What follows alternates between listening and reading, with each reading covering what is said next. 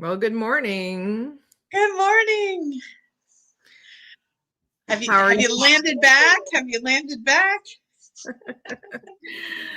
Well, for those listening, after tons and tons of months of preparation, we did have our retreat this weekend, and we are just a day back home. I don't know about you, but I'm still a little tired, not gonna lie. I can't lie either. I am a little tired. And yesterday I came back to a full schedule, and I think I was just riding the high of the retreat, made it um, completely doable to get through yesterday. It's like, yes, I'm still high from all of that. So made it through, no problem.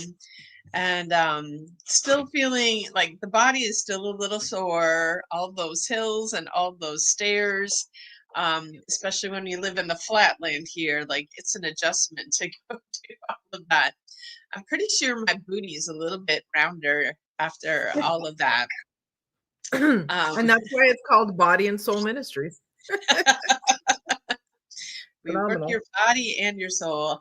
I just like, you know when you're preparing all the things, and like there's no, you don't have any way of knowing like how it's going to turn out, and there's always a bit of nervousness, like how's this going to hit for the people that show up, and just all the alls. Yeah. And um I absolutely have to say, like, this far exceeded my expectations of how well this was going to go, and just what an amazing, incredible group of women that we had together. Such a diverse group of women. And yeah, it was an amazing experience, and I'm ready for the next one. Let's go. I'm going to go ahead and take a minute and rest. But yes, we can start planning for the next one for sure. I also enjoyed every bit of it. There's the ride, the wave of a retreat, and how folks come in, and then the transformation they go through, and how they leave at the end. And, today, just a couple of days later, we're starting to get feedback on folks and things showing up in their lives and how they're handling it and how they feel so good having resources and tools, and they're keeping their peace. And that's my high, to be able to see that the work we do isn't just impactful in the moment, but has that lasting impact. But yes, there were some trails that were more challenging than others, and I have no desire to ever own a 3-story home. Yeah. Maybe if it had an elevator. But it was interesting because I felt so good after each of our trail walks. Like, even though we were hot and sweaty, it was a good hot and sweaty, like a purifying hot and sweaty. And the meals were so great. Gosh, that was so amazing. That's Good what I morning. like. Like, why isn't someone showing up at my house at 8 at noon and at 6 to just deliver these beautifully prepared meals for me and then clean up afterwards? It's an adjustment. Good It's morning, Pam. Pam, one of our attendees, faithful followers and listeners. Good morning, Pam. Pam told us that she talks back to us while we're doing our podcast, even though we can't hear it. So I am hearing you, Pam, right through here. Turned on my telepathy. So Oh, man. yes, all good. So on to the next. So, yeah, I feel like a little disoriented too to come back and podcast off after all of that. And you talk about, like, it is really different for us to sit here. Like, we have the feedback of each other, but we don't necessarily have the feedback that's out there in the world. And we talked about it a little bit this weekend. Like, sometimes too, you think about, like, do we really keep doing this? Like, who's actually listening? And as soon as we have that thought, we get like the most incredible feedback ever. And so the show must go on. Yeah. I think the biggest takeaway for me on the retreat is how, and again, like, it's something that I knew, but I love each time I get taught this lesson again, is that all you have to do is get women together in a safe space, and the work unfolds naturally, I'm a spreadsheet person and I have binders and everybody laughs at my organization and my research and all of that. And I love having all of this information on hand. And of course, a lot of it, it does come in and we do talk a lot about the stuff that, we prepared to talk about. But what's really cool is just watching the magic unfold. Forest therapy, I thought, was such a fun excursion, getting people out there into the forest, listening to what the earth has to tell you. The waterfall moments were so amazing, the messages of the water. So I think there's a lot more to gather from the earth around us if we just gather together. I feel like it's an amplification. Yeah. Well, and especially, I think for us city dwellers, it's so easy to get disconnected from earth and nature. And we forget that we are nature and we are a part of this earth. And so it was very nice to be able to be that disconnected from the hustle of the city, and just listening to that waterfall basically 24/7. It felt like, because the house we stayed in was right next to it. We'd have to get like far away on the trails to not hear that waterfall. But it was just so soothing, and I feel like even if we didn't do any of the work that we did, like, it still would have been a Oh beautiful yeah, for sure. formative experience. Yeah. So I think there's a lot of value in just literally sitting outside. If you could just sit outside and sit still for a good bit, you'll start reconnecting. You'll start hearing. I think, like you said, it's our nature. It comes naturally. It's just a matter of quieting the mind. So, very, very proud of all of our attendees this weekend. They showed up being fully themselves, and allowed moments of vulnerability and moments of strength, and everybody supported each other and protected themselves and did what they needed to do for their own work. So it was really, really nice. I could talk about this all day, that for sure. but what is our topic for today? Let's see. Today is, how do you prepare for a spiritual ceremony? This is such an interesting question to me, because so much of my daily life is without preparation. It's like on autopilot, get in the car, go to work, do the thing, come back, dinner, kids, life, da, da, da, da, da. So I think going into a spiritual ceremony, I have on many occasions showed up just like fresh off the road, going crazy. But I find that I get so much more out of it when I do ground myself in advance, when I do set the intention for what I want to get out of it. And I also give myself fully permission to show up as harried and as crazy as I need to. If that's where life took me that day. Sometimes there are events that I really want to go to, and I'm like, man, I'm not in the headspace for this. There's so much going on. I have this deadline at work, or I have to do this with the kids. And I always come to realize that those are the exact moments that I need to attend the ceremonies and the events and things like that, because it's when I am disconnected that I need that support the most. In a quote unquote perfect world, yeah, I like when I'm hosting a ceremony, obviously I arrive, hour to an hour and a half early. I set everything up, I set intentions and clear the space and all that sort of thing.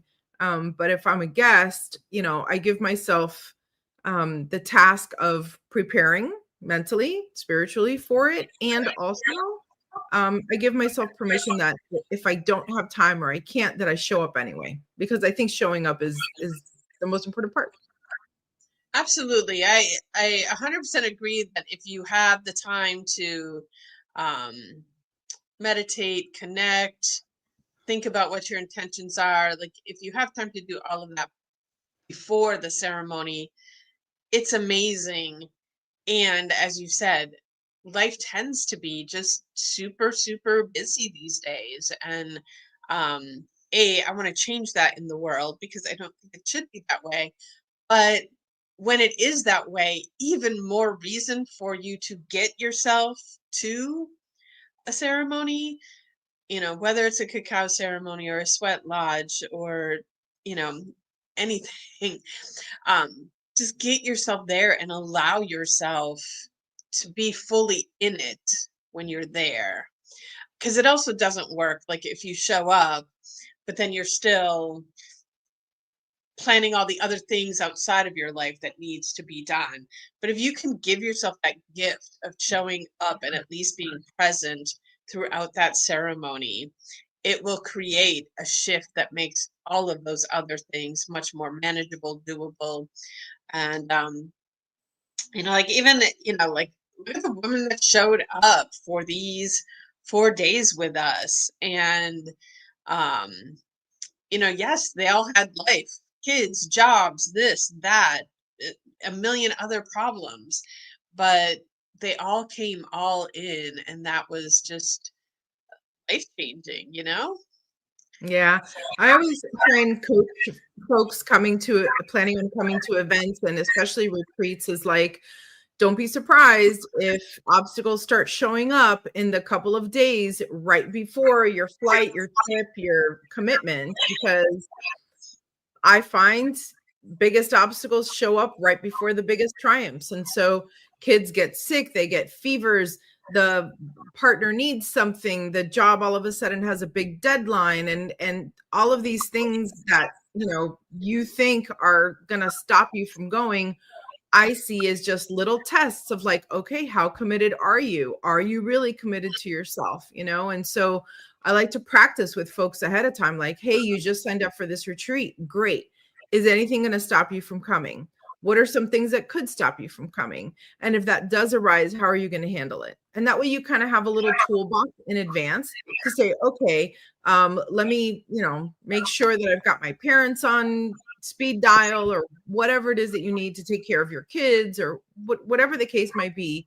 I know we know the workaround, but when that feeling of overwhelm hits, it's like, hey, red flag, this is not real. This is simply a test.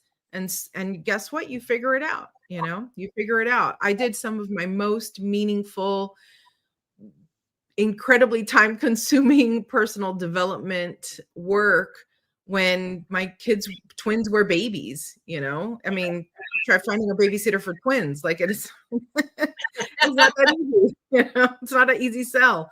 And I probably had 3 dogs at the time too. So 3 dogs, 2 kids, it's like, it's not nothing. But I was empowered by women before me, and it's my pleasure to empower women after me. And it's definitely all possible. It's definitely all possible.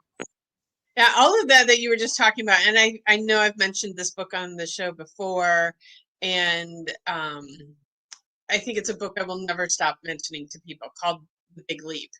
And it is like anytime you're making a choice to up level yourself, the universe will, I mean, I shouldn't say it's not really so much the universe testing you, but you testing yourself, because you create these sabotage, like perfectly good reasons for you not to do the thing. And it goes along with, the Marianne Williamson quote, our greatest fear is not that we're inadequate, but that we're powerful beyond measure. And I know those aren't the exact words, but yeah, like it's our fear of up leveling and becoming the better version of ourselves. It's scary. It is scary because it's unknown.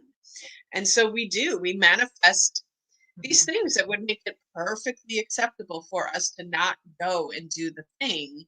And can you step back and see that and clear that obstacle and go forward anyway? Yeah, beautiful. The other part is the obstacles that show up after you've done the thing, and then how you're handling that, how you handle the people in your lives that haven't done the work that you've been doing, and giving yourself and others the grace of, okay, I've done this work. I'm going to walk my path.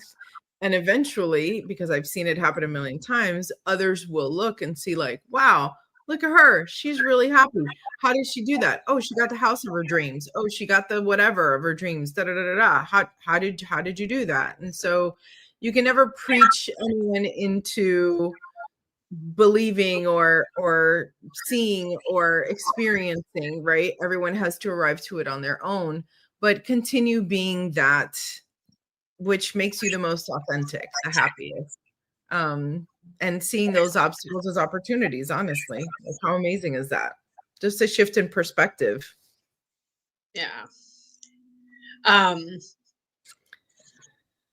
are there any other like specific helpful tips you think about getting ready? Because, you know, some people listening here maybe have never gone to any kind of sacred ceremony ever before. Like, what is because I know you love like explaining people and teaching people and preparing people. I really appreciate that in you, like to presence us, because, and since you've said that too, like, because I've been in it for so long, like I forget like what it's like to like step into that in the beginning. And so you are always amazing at teaching and making it feel safe for everyone. So Thank I'm you. just curious if you have other tips to help people out there that want to explore the world of ceremony. What advice do you have? Well, the first two most important things is bring a sweater and bring socks. You know, so many of our events are leave your shoes at the door, and I'm always cold, so I always bring a wrap and I always bring socks. I think that should be on every invitation ever. But you know, I think like everything else, you get out what you put in. And so if you are able to take little tiny steps to make it a more sacred experience for you, it doesn't even matter what you're going to, you will get out of it what you are looking for. So it could be a community night, you know, up here I call it speakeasy, or a cacao ceremony. And number one, ask questions in advance. Don't be afraid. Don't be afraid to say, hey, I've heard about cacao, but I'm not really sure what it is. Like, tell me a little bit more. Facilitators love explaining what they do. They want you to understand. They want you to love what they love. And so there's absolutely no embarrassment at all in asking. And I respect folks that ask in ceremony, like, hey, you're about to serve me this. Before I do this, tell me more. And I love that. So yes, we do try and build a lot of that into our practices.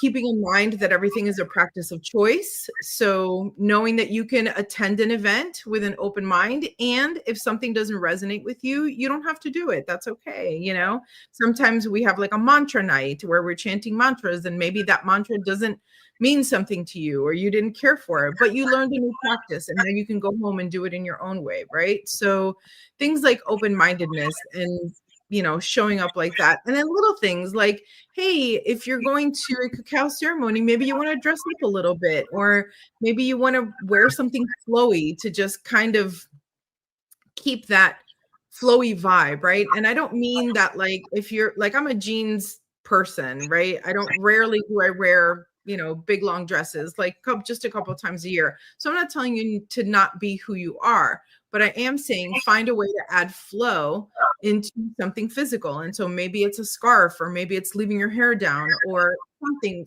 So to remind you, right, of your headspace and where you should be at. And if all of that sounds like too much, and life is crazy, just show up anyway. Just show up anyway, and leave room for magic. Honestly, I think that's the biggest piece of advice I could give is be prepared and leave room for magic, because you never know what's going to happen when you get there. So, you know. I love that. Um, you know, talking about getting dressed, for me, like people ask me about the sweat lodge and what that is, and I'm like, it's literally like going to church, except for you're going to sweat. And I think people don't do this as much, but like when I was a kid and you went to church, you get dressed up in your Sunday best. And it just like yes, you're going into sweat. So, but women wear dresses and skirts. And so, um, yeah. And it's so funny because it like there's initial resistance to it, and then you realize like there is nothing more comfortable than a flowy dress or skirt, and they are so functional inside there. I do recommend natural fabrics like cotton or something. You go in there in polyester, and you're you're gonna bake in there. But but it's like having that reverence for the moment. And yes, for a cacao ceremony, a lot of times people are showing up straight from work, but um like you said, maybe you let your hair down, or even sometimes people will be like, I got to change out of my work clothes to get this work energy off of me to be present. But just like, if you can prepare your physical self in a way that feels a little bit sacred, feels a little bit more reverent, it will alter your experience of the event. Am I For wrong? sure. I have this it's a scarf, but it's really big, so it's almost a shawl.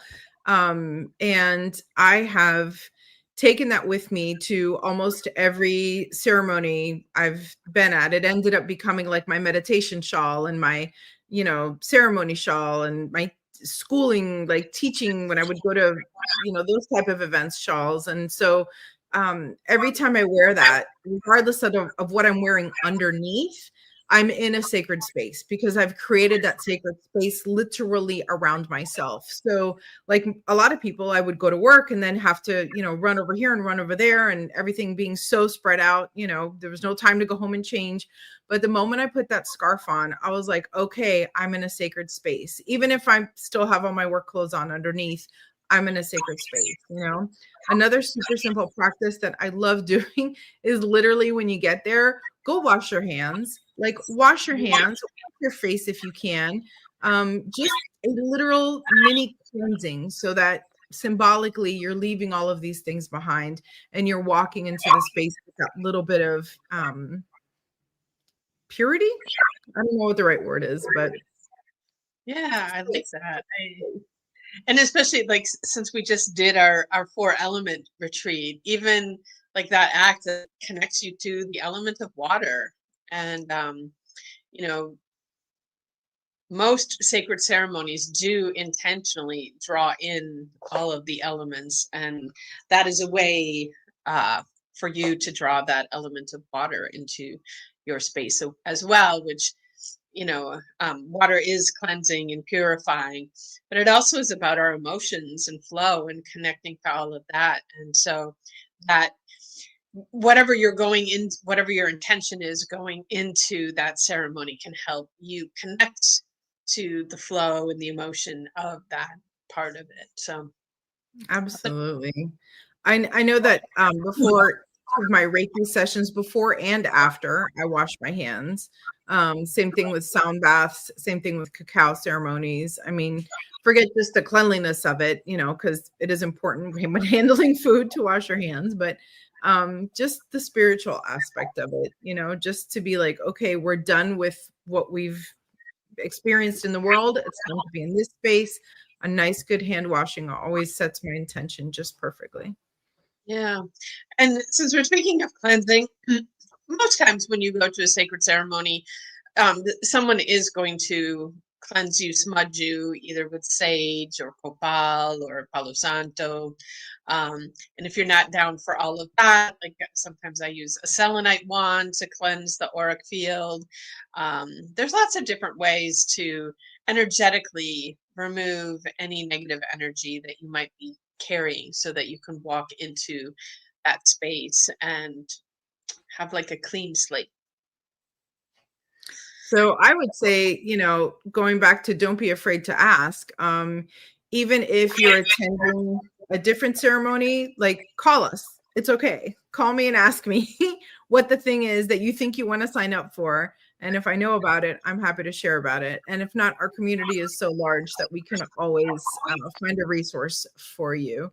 But that your main facilitator, they're going to love to talk about it for sure. Absolutely. And I did recently attend a tea ceremony, which I don't know if it's because it's come to front of mind, like I'm seeing them everywhere, but like um, tea ceremonies are definitely like popping up more in my radar these days. And um, I went all the way up to West Palm Beach for this one. And if you know like how much I hate to drive, that was a big deal to choose to go do that.